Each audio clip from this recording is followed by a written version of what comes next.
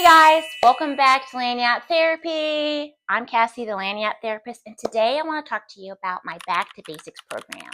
This is not groundbreaking, okay? I'm just going to put it out there. This is not brain surgery. You may think like, oh, Cassie, this isn't new information, but when I talk to patients about this, it just seems really helpful, and so I want to share it with you. A couple of years ago, I started creating my Back to Basics program where I go over what I think are some of the things that can help maintain physical and mental wellness. We know research shows that physical and mental health are tied together, and that when one is off, often the other is off.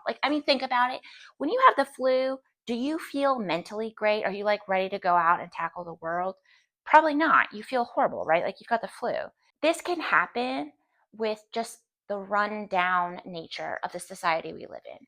Right now, we are so fast-paced. Go, go, go. Like we have stopped listening to our bodies. This creates this environment of like sleep is for the weak, or, I don't have to eat healthy because I'm always on the go. And those things contribute to feeling physically unwell and then subsequently feeling mentally unwell. I'm going to share my 5 back to basic principles. So grab a piece of paper. You're going to want to write this down. Okay. I like to think of this as a pyramid. And I like the pyramid structure because they all build on each other, and the stuff at the bottom is the foundation. The bottom of my pyramid is sleep. And I will die on this hill. Come for me if you want, but I'm going to die here. That sleep is the foundation for physical and mental wellness. Study after study after study have shown us that when people don't sleep, when they're sleep deprived, they do not feel well, they do not function well. There are so many things that are tied to poor sleep. And so when you do not sleep well, you will not feel well. In the anxiety video from a couple of weeks ago, I talked about how anxiety can cause sleep problems. But anxiety and sleep can actually go hand in hand. You can feel anxious during the day, you're wired, and you're so mentally exhausted, and you lay down to go to sleep, and then all of a sudden you're like wide awake, your mind doesn't turn off. So then you don't sleep well, you toss, you turn, you're up, you're down, and then you don't sleep well, so you wake up in the morning, you're tired, you're lethargic, you are impulsive, you don't have very good decision making skills, your reaction times are off, you're irritable, all of those things that then lead to issues with your partner, issues at work, frustrated with the kids. And over time, we just notice that feelings upon feelings upon feelings get added to this, which makes us more likely to have issues with sleep and continued problems mentally.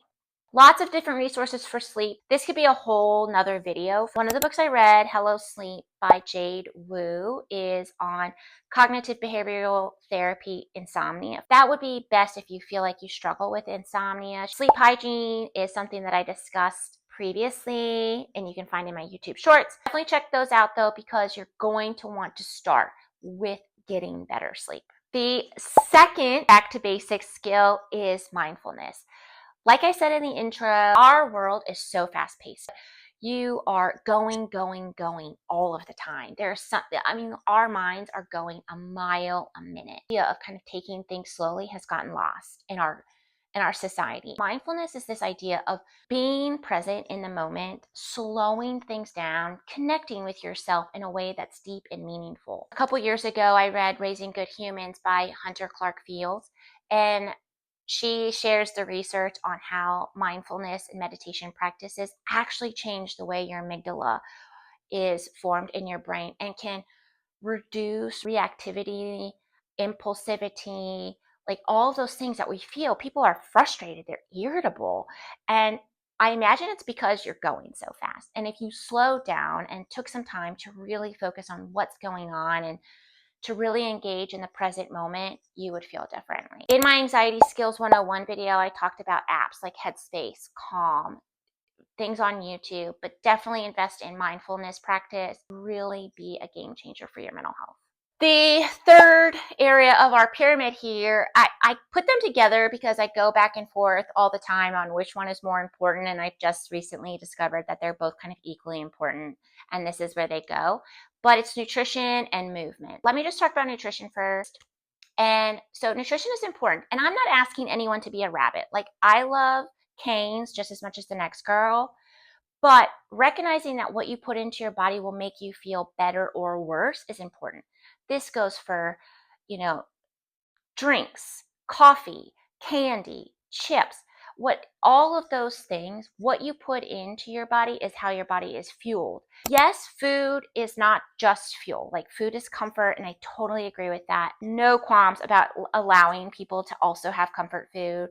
But we also need to make sure that we're getting in good nutrients to fuel our body appropriately. That's going to make everything work that much better. And this goes hand in hand with movement. I like exercise. I love to run. It's what I like to do. But I also realize that that's not available to everybody. And, whether it's financial or physical, I've dealt with older individuals in my practice. And so, getting out and running 3 miles is not available to them. But, doing some chair exercises or doing stretches, walking, doing some stuff in your garden, all of that is super, super helpful for movement and good for your body. Last in our pyramid of our back to basics is self-care. I've asked this question a lot lately in sessions, but like, people always come in like, well, I don't feel happy. My life is so boring. And after kind of talking to these people, because I don't want to seem dismissive, but after talking to them, they don't do anything that brings them joy. They're not doing anything fun. Why are we going to be happy if we don't do anything for ourselves? Moms are especially notorious for this. And I'm speaking as a mother here, but I put myself first because I know that I have to be happy if I want to raise happy kids. If I want healthy kids, I have to be healthy. And so I put a lot of effort into taking care of myself. My husband and I are great at sharing responsibility and making sure that we each take care of ourselves, equally every week. But this should be something. It doesn't have to be a lot. This is not luxury. This is going to the dentist, going to your primary care appointment, seeing your friends, engaging in activities that you like to do. So this doesn't have to be like luxury vacations or going to the Maldives. It doesn't have to be that way, This could be something simple, like you went out and you got a good book from the thrift store and you read every night before you go to bed. Those things do so much for your mental health. You cannot dismiss them.